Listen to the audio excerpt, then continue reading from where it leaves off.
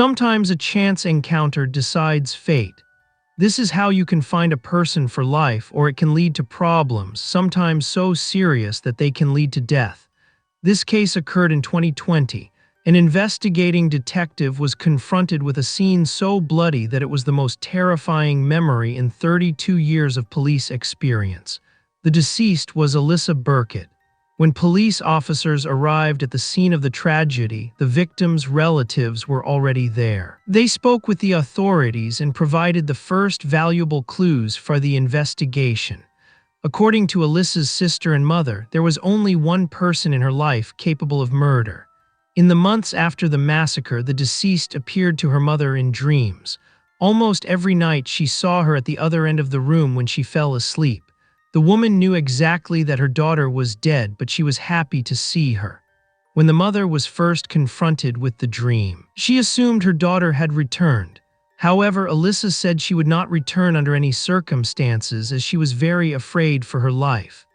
24-year-old Alyssa lived in Ralton, Texas, USA near Dallas. She worked there and also raised her daughter. According to witness statements, she drove into the parking lot near her workplace on October 2, 2020 at 9 a.m. She parked her vehicle in a familiar spot, a black Ford Expedition SUV, which the office workers saw for the first time, had been parked there since early morning. When Alyssa first stopped, a dark-skinned man got out of the vehicle. In his hand, he held something suspicious. As it turned out, it was a pistol. The perpetrator positioned himself in front of the hood of Alyssa's car and shot her through the windshield.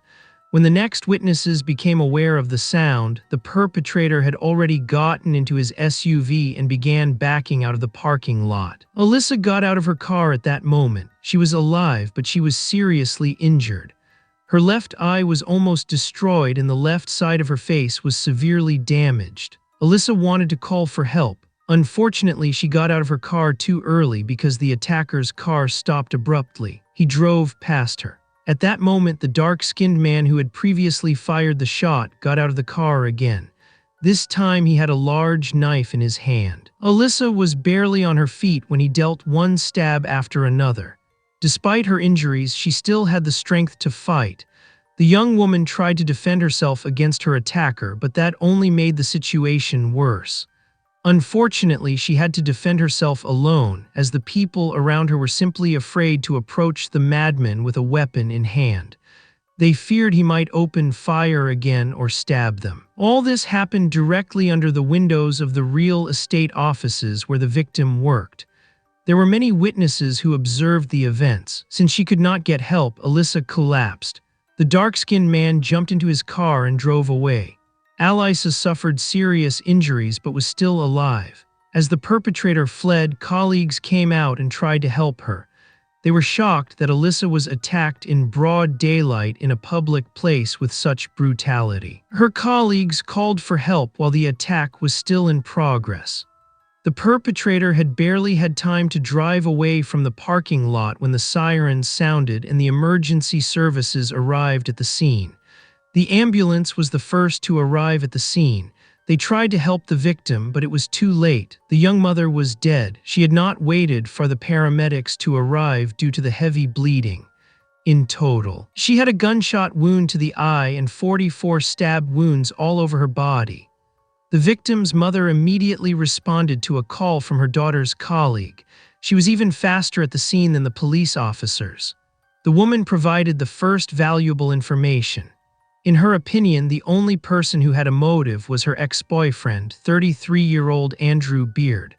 For months, they had been fighting for custody of their shared 1-year-old daughter Willow. The heat of passion during this process was very serious, even to the point of threats. The fight began when Alyssa was pregnant. One day, she spontaneously asked her best friend how she could get full custody of her child immediately after birth. The woman said that Andrew initially wanted to achieve this, but she did not want to give up her daughter and planned to raise her herself. Alyssa wanted to completely restrict contact with the father as she considered him dangerous, but hoped to achieve child support payments. At some point, Andrew's initiative for sole custody was considered an unlikely threat, But when the child was born, the biological father was seriously concerned about obtaining full custody of the child. He considered the girl's mother too reckless and too dependent for such responsibility. Alyssa and Andrew were completely opposite from the start. He was 9 years older, had achieved great professional success, and worked in a tool factory. At this time, he had built a luxurious house, owned a whole fleet of vehicles, and even his own airplane.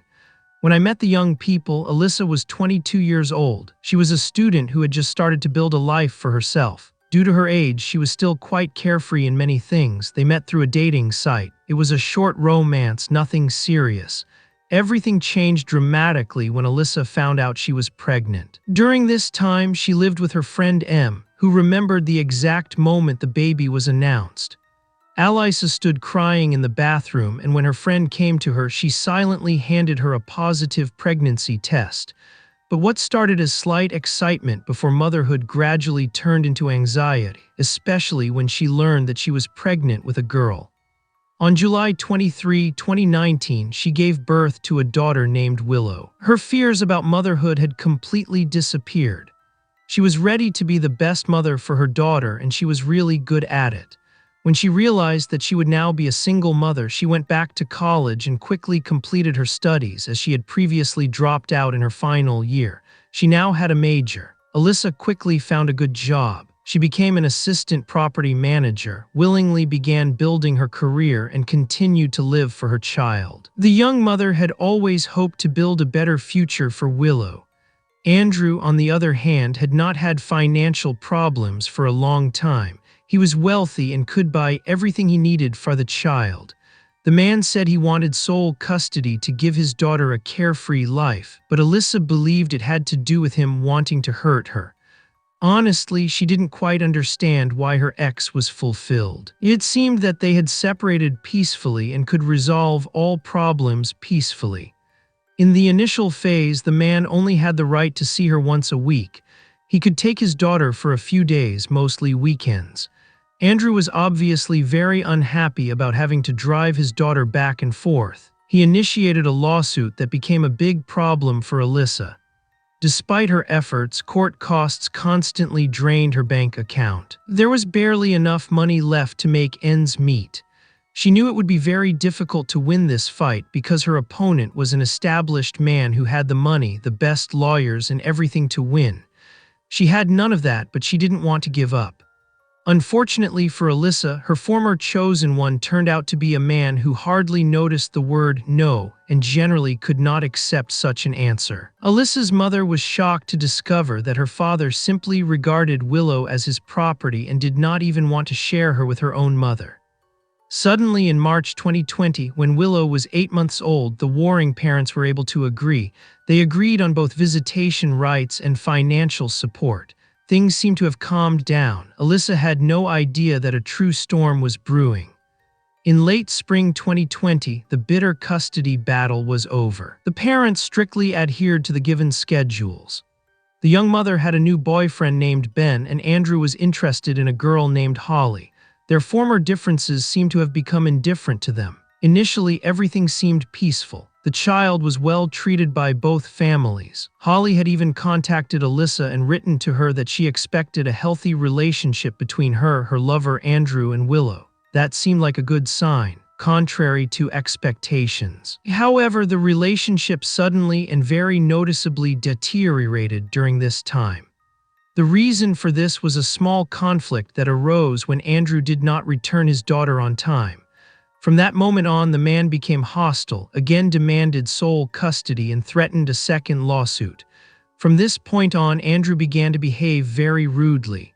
During the summer, Alyssa had the uncomfortable feeling that she was constantly being watched by someone. She began telling family members, some friends, and colleagues about it. She didn't know what to do. Andrew always seemed to know where his ex was. The man could spontaneously appear anywhere and stalk either his daughter or her mother. Alyssa had no idea how he could have gotten her data. She carefully checked her car, her computer, and her cell phone, but to no avail. She had almost become paranoid. She literally looked over her shoulder whenever she was on the street. This happened for almost a whole year since the girl's birth, which negatively affected Alyssa's mental and physical health. Nevertheless, the young woman continued to save her strength and endured as best she could, hoping that the situation would gradually relax. Appeals to the police did not help. It was as if the applications were ignored, but she believed it was due to the stalker's money. Things didn't seem to be able to get worse. In September 2020, a month before the fatal attack, the situation reached a new level. Suddenly, a man named Frank Maru contacted the emergency services and complained that he had seen with his own eyes Alyssa selling illegal substances from the trunk of her car in a parking lot near her workplace. Police officers responded to the call and approached the woman. At first, she did not understand what they wanted from her, but she complied with the officers' requests and gave them the car keys. When they opened the car, it turned out that there was a weapon, illegal substances, and some cash in the trunk, exactly where the caller had said. Alyssa assured them that she had nothing to do with these things and did not understand how they could be there. After the incident, the young mother feared that she could be arrested and even deprived of her parental rights, not to mention losing her job.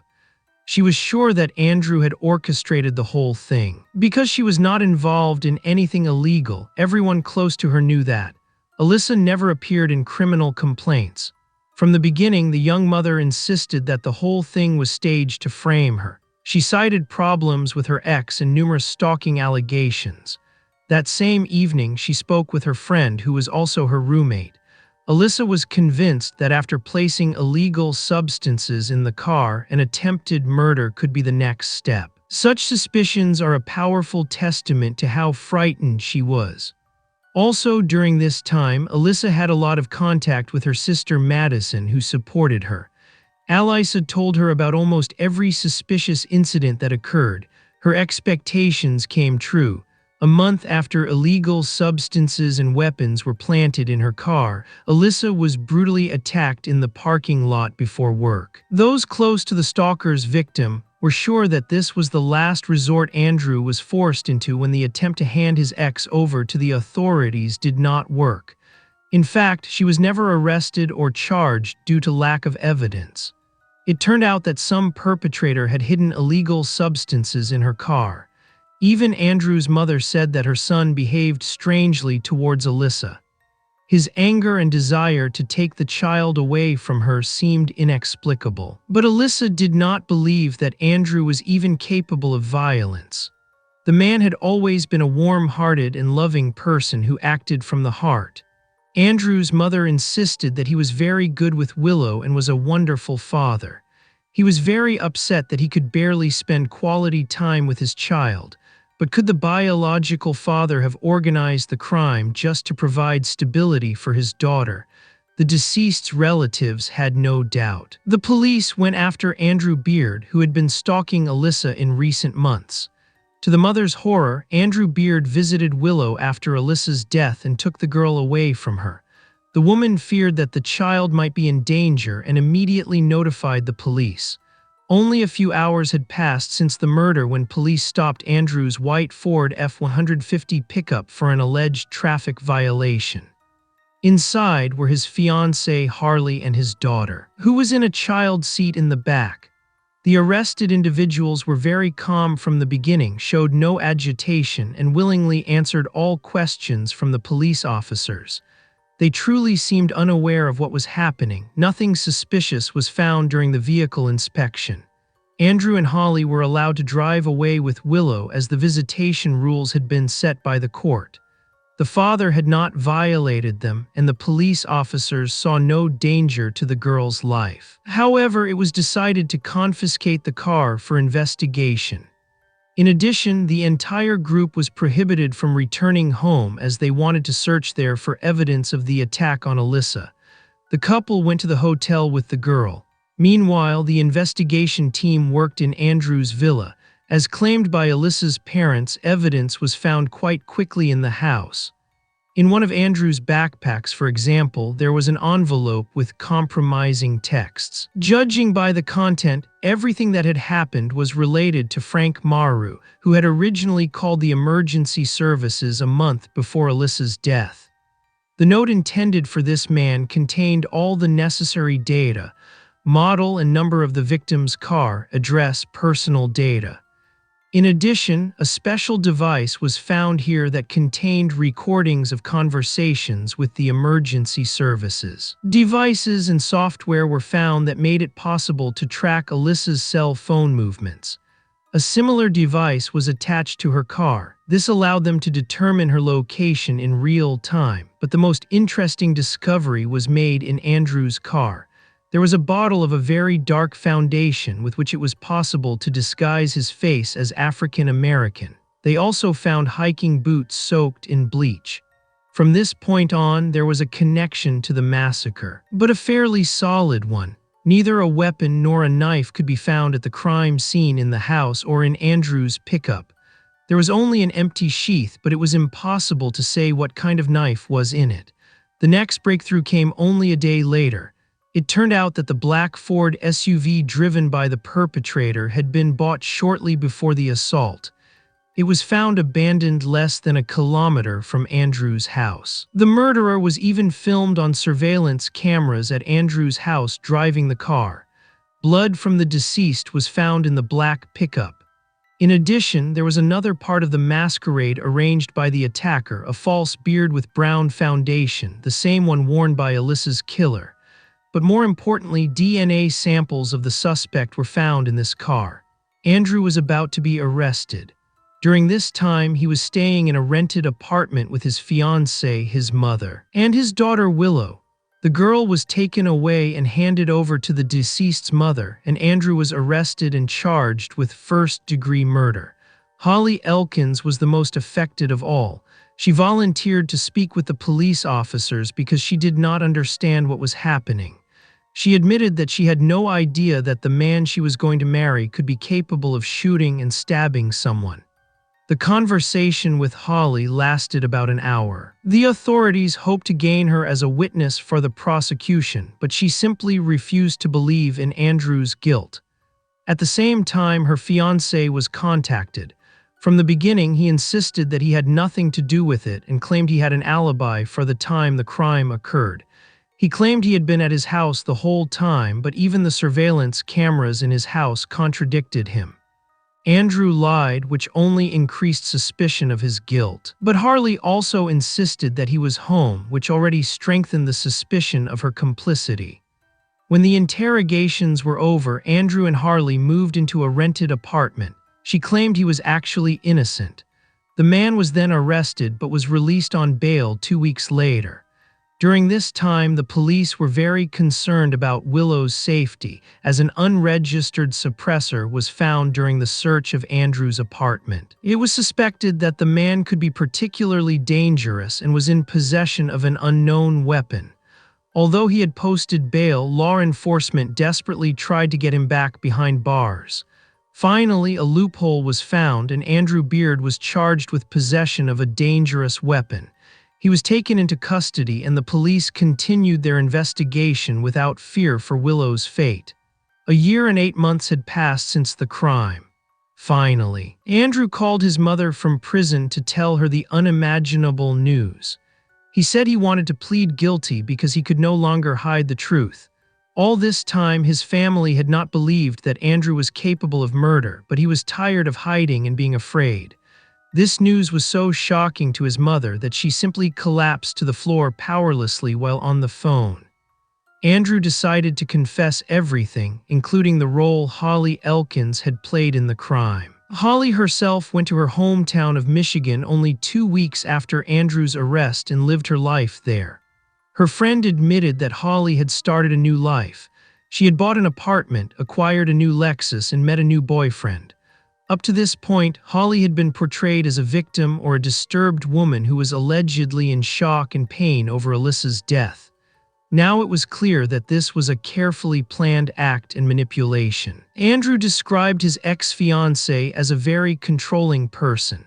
Holly had been in control of the relationship from the beginning, which everyone who knew them confirmed. She knew how to manipulate men and always got everything she wanted. When she met Andrew, he had a big problem with Willow. Holly couldn't have children, and after talking to the girl during visits with her father, she became attached to her and wanted her as her property. In her mind, she designed an image of the perfect family and perfect cohabitation. In this image, there was only her, Andrew, and Willow without compromise. Alyssa was just an obstacle in her way. Fortunately, Holly didn't see her any differently from the beginning. Despite all the kind words, she simply hated Alyssa. The more Andrew talked about the events that led to Alyssa's death, the clearer it became that Holly had played as big a role in the attack as the man with the gun. Strangely, even the placement of the illegal substances in the trunk had been Holly's idea. She not only tried to have Alyssa arrested, but also her mother so that she would not try to get custody of the girl. This happened when both women arrived at Andrew's house, complaining that the father had not returned the child at the agreed time. The angry women confronted Harley as she drove past the house in a golf cart. Willow was on her lap. It looked as if they didn't want to give her back. Alyssa's mother snatched her granddaughter and then they just drove away. But Holly immediately went to the police and said that Alyssa's mother had attacked her from behind, beaten her, and almost killed her when she took the child. As proof, she showed the marks on her back, but it was clear from the beginning that they did not look like beating marks. It looked as if Holly had inflicted these injuries on herself. Although her trick didn't work and the police didn't believe her, the situation only got worse. The perpetrator began looking for new ways to get what she wanted. Holly immediately began pressuring Andrew, saying she wanted a man who had everything under control and not a weakling who couldn't even get full custody of his child. This manipulation worked. Andrew was a successful man, and statements like these deeply hurt him. Just 1 week before the murder, Holly went on vacation to Mexico. On September 25, 2020, she sent her fiancé a short text message expressing her hope that he would definitely get over it, without exactly saying what it was about. Of course, it was about him deciding to eliminate Alyssa. The man visibly hesitated, but his lover insisted. If he didn't do what he intended, she simply wouldn't come back, so Andrew made a decision. When he came back, the first thing Holly demanded was to tell the details of the assault, because she visibly enjoyed it and relished every detail. All this was repeated many times. Even during intimacy, she demanded that her fiancé describe the attack in detail, especially the horror, the screams, and the suffering of Alyssa. After the confession, Andrew was sentenced to 43 years in prison in May 2022. Holly was monitored during this time. It was obvious that she was excited. But since the police seemed to have no interest in her after her ex-fiancé's arrest, the woman gradually calmed down. She lived an ordinary life, unaware that the evidence against her was piling up more and more. In July 2023, 3 years after Alyssa's death, Holly Elkins was arrested at Miami Airport. She was on her way back from a trip to the Dominican Republic. Of course, the woman pleaded not guilty, but she was charged with conspiracy to harass with a dangerous weapon resulting in death. The authorities immediately seized her phone and computer. Forensic examinations supported all of Andrew's statements. As it turned out, Holly even worked with him to buy a knife and ammunition for the weapon and helped him choose the disguise to look like a dark-skinned man. Holly searched the internet for disturbing questions like how to commit the perfect crime, leave no evidence, and get away with it in court. All this, of course, increased suspicion against her. In April, Holly appeared in court as the organizer and mastermind of the plot. The prosecutor insisted that the true monster in this whole situation was not even the man with the gun, but Harley, who was behind him the whole time and pushed him to commit the crime. Without her pressure, the attack would not have happened and Alyssa would still be alive. Her real goal, however, was little Willow. She wanted to possess the child like an object. Anger and an inflated ego consumed Holly so much that she thought it was okay to have the girl's biological mother killed. After the trial, the jury deliberated for only 90 minutes before finding Holly guilty. She was sentenced to 2 life sentences under state law on August 15, 2024. She received an even harsher sentence than Andrew. Finally, Alyssa Burkett's family was able to claim a victory, albeit with a bittersweet taste. Custody of Willow was awarded to Alyssa's family. If you liked the video, feel free to give it a like. That helps a lot with dissemination. Also, leave a comment to support the channel and recommend the video. Subscribe to the channel so you don't miss any new videos. Thanks for watching and take care of yourself.